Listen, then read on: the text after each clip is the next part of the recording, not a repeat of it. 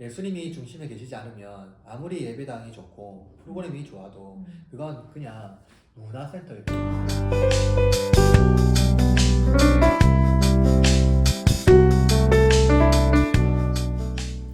네, 여러분 안녕하세요. 오설기 오늘의 설교 이건 꼭 기억하자. 오늘은 그리스도 안에서 하나 된 새 인류라는 주제로 에베소서 2장 19절부터 22절까지 말씀을 나눠보려고 합니다. 요즘 뉴스만 켜면 사실 분열, 갈등 이런 말이 많이 들리는데 그런데 성경은 우리에게 연합을 얘기하고 있어요. 그래서 오늘도 이 이야기 함께 나눠주신 목사님 나오셨는데 목사님 안녕하세요. 네, 안녕하세요. 네. 오늘 함께 하나님의 가족된 우리 이런 주제로 이야기를 나누려고 합니다. 우리가 첫 번째로 나눠보려고 하는 거는 성도는 하나님의 가족이다라는 거거든요. 목사님 19절 말씀에는 이런 게 나와요. 그러므로 이제부터 너희는 외인도 아니요 나그네도 아니요 오직 성도들과 동일한 시민이요 하나님의 권속이라 이렇게 나오는데 여기 나오는 하나님의 가족이란 표현이 참 따뜻하게 들리거든요. 바울이 말하는 이 표현은 정말 혁명적인 말입니다. 따뜻하게만 들리지만 또 혁명적이다는 거죠. 당시 유대인과 이방인은 절대로 가족이 될 수 없는 관계였죠. 우리가 구약 성경 봐도 잘 알잖아요. 종교도 문화도 언어도 너무나 달랐습니다. 그런데 예수님의 십자가로 바로 이 단절되어 있는 벽을 허무셨다는 거죠.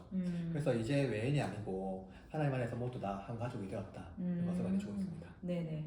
그러니까 교회는 뭐 마음이 잘 맞는 사람들끼리 모인 어떤 클럽 이런 게 아니라 십자가의 은혜로 묶인 가족이다 이런 말씀이네요, 그렇죠? 맞습니다.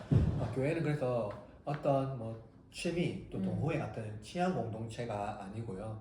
예수 그리스도의 보혈로 맺어진 이 피의 공동체라고 할 수가 있습니다. 그래서 그리스도의 보혈로 연합되어 있는 그 보혈의 가족인 거죠. 예수 그리스도의 공로로 모인 가족입니다. 그래서 가끔 교회 다니면서 꼭 저랑 안 만난 사람들 만날 때가 있지 않습니까? 있죠. 꼭 있죠. 그 사람들도 주님의 보혈로 산 가족이라는 거죠. 우리가 생각할 때는 하나님과 멀리 떨어져 있는 것 같은데 그렇지 않다는 것을 말해주고 있습니다. 간혹 가다가 가족 중에도 좀 안 맞는 부분이 있지 않습니까? 그럼요. 가족이라서 더 그런 경우도 있죠, 사실. 그런데도 가족이잖아요. 그렇죠. 그래서 사실은 그런 사람들이 무조건 있는 것 같거든요, 어딜 가나. 근데 솔직히 가족이라고 하면서 이해 안 되는 구석이 있는 분들도 사실 있잖아요. 그럼 그럴 때 우리는 어떻게 해야 될까요? 그럴 때마다 나도 예수님께 그런 존재였다 하는 것을 한번 생각해 봐야 되지 않을까요? 그리스도께서 원수된 우리를 먼저 품으셨듯이 우리도 십자가 앞에서 서로 품을 수밖에 없다는 것을 성경은 말해주고 있어요. 그게 하나님의 가족이라는 뜻이죠. 두 번째는 성도는 그리스도의 몸이다 라는 거였는데 이제 20절, 21절에 이런 말씀이 나와요. 너희는 사도들과 선지자들의 터 위에 세우심을 입은 자요 그리스도 예수께서 친히 모퉁이 돌이 되셨느니라. 그 안에서 건물마다 서로 연결되어 주 안에서 성전이 되어가고 이제 여기서 모퉁이 돌이라는 표현이 나오는데 이게 어떤 의미인가요? 이 바울이 건축을 은유해서 성경을 말하고 있거든요. 여기 모퉁이 돌은 건물이 이제 방향을 잡고 있는데요. 그러니까 벽과 벽 사이가 있잖아요.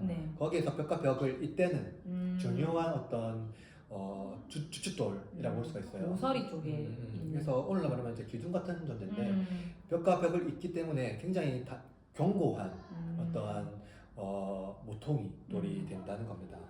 그래서 바울은 교회를 건물로 비유하면서 예수님이 바로 그 벽과 벽 사이를 잇는 모퉁이 돌이라고 말해요. 사실 아까 전에도 말했지만 가족 안에서도 안 맞는 부분이 있어요. 하물며 가족 밖에 있는 사람은 더 그럴 건 아닙니까? 그래서 우리 힘으로는 사실 불가능하죠. 그러니까 예수님 안에서 예수님이 붙들고 있기 때문에 우리가 연합할 수 있다는 것을 말해주고 있습니다.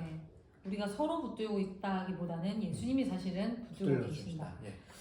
그러면 교회는 예수님의 모퉁이 돌 위에 세워진 건물이다 이렇게 이해하면 될까요? 그렇죠. 그래서 교회는 완성품이 아니라 지속적으로 공사 중이라는 거죠. 계속 만들어져 가고 있는 중이다. 그렇죠. 성령께서 우리와 연합하시는데 우리를 이제 성장하게 하시거든요. 우리는 이제 예수 하나님께 갈 때까지 지속적으로 공사해야 됩니다. 그래서 우리는 조립형 인간, 연결형 교회라는 거예요. 예수님이 중심에 계시지 않으면 아무리 예배당이 좋고 프로그램이 좋아도 그건 그냥 문화센터일 뿐입니다. 아, 그렇죠. 네. 근데 사실 좀 뜨끔한데 네. 사실 저희 교회가 그렇다는 건 아니지만 그렇죠. 예, 그런 곳들도 사실은 많이 있는 것 같고 네. 근데 요즘은 사실은 이제 대중들도 교회를 그런 식으로 좀 뭔가 서비스를 주는 곳, 서비스 센터 이렇게 생각하는 분들도 좀 많은 것 같긴 하거든요. 네. 그래서 어떤 유익을 받으려고 하는 경우가 많죠. 네. 그래서 교회는 바울이 말하는 교회는요, 내가 소비하는 곳이 아니라 네. 내 몸으로 참여하는 곳을 말해요. 그리스도 안에 참여하는 거죠. 네. 그리고 우리가 서로 연결되어 있을 때는 교회는 잘 자라갑니다. 그래서 한 사람이 신앙이 무너지는 것은 교회 전체에 영향을 주는 거죠. 왜냐면은 교회 일부가 무너지면 안 되잖아요. 그렇죠. 그러니까 경물의 일부가 무너지면 안 되잖아요. 네네. 그것처럼 우리 한 사람 한 사람이 다 교회 구성원이기 때문에 한 사람이 무너지게 되면 큰일이 나기 때문에 우리는 그것을 다 연결해서 안 무너지도록 지탱하고 있는 겁니다. 네네.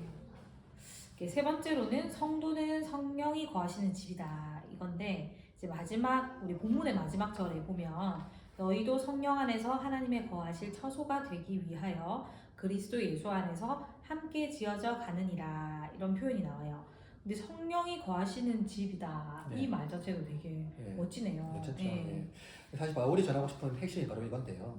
성전은 더 이상 돌로 된 건물이 아니라 성령이 거하시는 우리 안에 이제 관계 그리고 우리 자신이 이제 이 교회라는 거죠. 우리가 잘 알고 있는데 사실은 중요한 것은 관계 안에 형성이 된다는 거예요.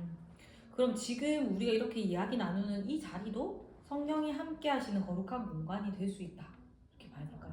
네, 이 자리뿐만 아니라 우리 자신이 또 성령이 거하는 공간이니까요. 우리가 거하는 모든 공간이 다 성령의 현장이 될 수 있고요. 그렇습니다. 그렇다고 해서 여러분 마음대로만 써고 이러시면 안 됩니다. 그렇죠. 그래서 사실 함께 지어져 간다 이 말이 되게 저도 좋아하는 말씀인데 이 말은 사실 현재 진행형이잖아요. 네, 좋은 포인트입니다. 이건 또 현재 진행형이기도 한데 네. 수동태예요. 아, 지어져 간다니까. 네, 수동태예요. 근데 이게 수동태라고 하는 것은 우리가 스스로 쌓을 수 있는 것이 아니라는 거예요. 네. 그래서 하나님이 계속 우리를 지어가신다는 거죠. 그러니까 성령이 지어간다고 했을 때 성령이 우리 안에 지속적으로 일해서 예수님이 우리에게 행하신 일을 깨닫게 하시고 네. 하나님의 섭리를 바르게 믿게 하는 겁니다.